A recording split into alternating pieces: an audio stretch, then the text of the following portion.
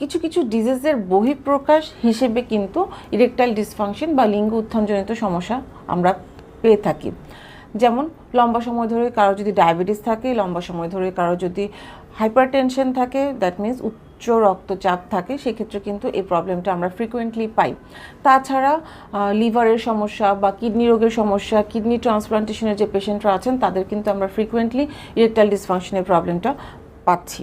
হৃদরোগের কিছু সমস্যা এবং রক্তনালীর কিছু সমস্যার জন্য কিন্তু ইরেকটাইল ডিসফাংশনের মতো প্রবলেমগুলো আমরা খুব ফ্রিকোয়েন্টলি পেয়ে থাকি। লাইক অ্যাথেরোস্ক্লেরোসিস যে প্রবলেমটা ব্লাড ভেসেলের মধ্যে হয়, যার কারণে রক্ত সঞ্চালনে বিভিন্ন ধরনের বাধার সম্মুখীন হয়, সেক্ষেত্রে কিন্তু ইরেকটাইল ডিসফাংশন খুব কমন একটা প্রবলেম। তাছাড়া হরমোনাল কিছু প্রবলেম তো না বললেই নয়। ছেলেদের সেক্সুয়াল হরমোন হিসেবে আমরা জানি টেস্টোস্টেরন অনেক বড় একটা ভূমিকা পালন করে। একটা সার্টেন স্টেজের পর টেস্টোস্টেরন একটু একটু করে কমতে শুরু করে। সাধারণত আমরা জানি যে 40 ইয়ার্সের পর থেকে 1 ইউনিট করে প্রতি বছর টেস্টোস্টেরন কমতে শুরু করে। বাট কারো কারো ক্ষেত্রে আমরা দেখি যে টেস্টোস্টেরন কিন্তু আপনার এই বয়স হওয়ার অনেক আগে থেকেই কমতে শুরু করে। সেক্ষেত্রে কিন্তু আমরা সাপ্লিমেন্ট হিসেবে টেস্টোস্টেরন দিতে হতে পারে। এটা ইরেকটাইল ডিসফাংশনের অন্যতম একটি কারণ।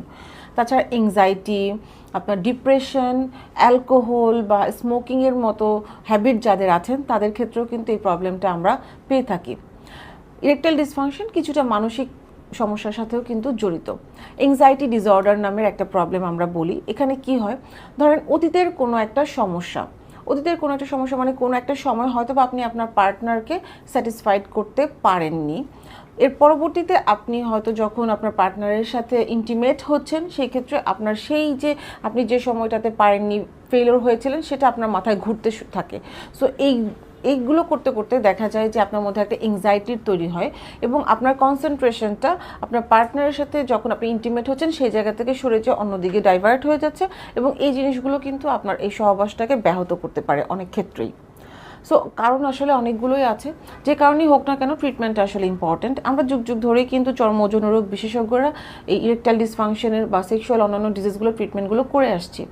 এগুলোর পাশাপাশি আমি আজকে যেটা নিয়ে কথা বলবো সেটা হচ্ছে যে আপনাদের আধুনিক যে চিকিৎসাটা আমরা করি, আধুনিক চিকিৎসার মধ্যে আমরা যেটা করি সেটা হচ্ছে গিয়ে P-shot, that means penile shot. এখানে আমরা যেটা করি, আপনার পেশেন্টের ব্লাড কালেকশন করি।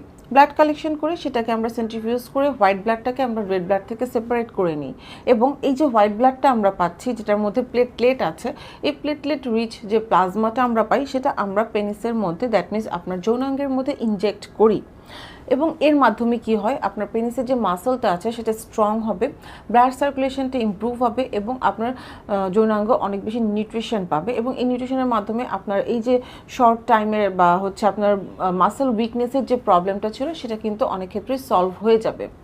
এটা ওয়ার্ল্ডের সবচেয়ে আধুনিক ট্রিটমেন্ট। এটার পাশাপাশি আমরা যেটা করি সেটা হচ্ছে যে আমরা শক ওয়েভ দিচ্ছি। শক ওয়েভটা আমরা এক একটা পেশেন্টের ক্ষেত্রে এক এক রকমভাবে দিই।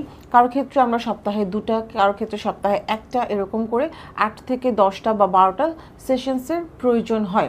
শক ওয়েভের মাধ্যমে কি হয়, শক ওয়েভ মাধ্যমে আপনার যৌনাঙ্গের ব্লাড সার্কুলেশনটা ইমপ্রুভ হবে, কোনো ধরনের ব্লক থাকলে সেটা ক্লিন হয়ে যাবে এবং এর পাশাপাশি কিছু নিউট্রিশনাল সাপ্লিমেন্ট তো অবশ্যই দিতে হয়, কারণ আপনার নিউট্রিশনাল সাপ্লিমেন্টের অভাবে আপনার মাসলটা কিন্তু অনেক ক্ষেত্রে উইক হয়ে যাবে এবং আপনার বডিতে নিউট্রিশন স্ট্রেংথের জন্য, এনার্জির জন্য অবশ্যই আপনাকে খুব ভালো খাবার খেতে হবে। আমাদের ডায়েটিশিয়ান আছেন যিনি আপনাকে একটা খাদ্য তালিকা তৈরি করে দিবেন এবং আপনার লাইফস্টাইলটাকে মডিফিকেশন করা অবশ্যই ইম্পর্ট্যান্ট। এখানে আপনার রেগুলার জগিং করতে হবে, ওয়ার্কআউট করতে হবে, ভালো খাবার খেতে হবে এবং আপনার আমাদের ট্রিটমেন্টের পাশাপাশি আমরা আরেকটা যেটা কাজ করি, আমাদের যে ফিজিওথেরাপিস্ট আছে তার কাছে আমরা আপনাকে রেফার করি, যার মাধ্যমে কিছু এক্সারসাইজ আপনাকে আমাদের ফিজিওথেরাপিস্ট দেখিয়ে দিবে।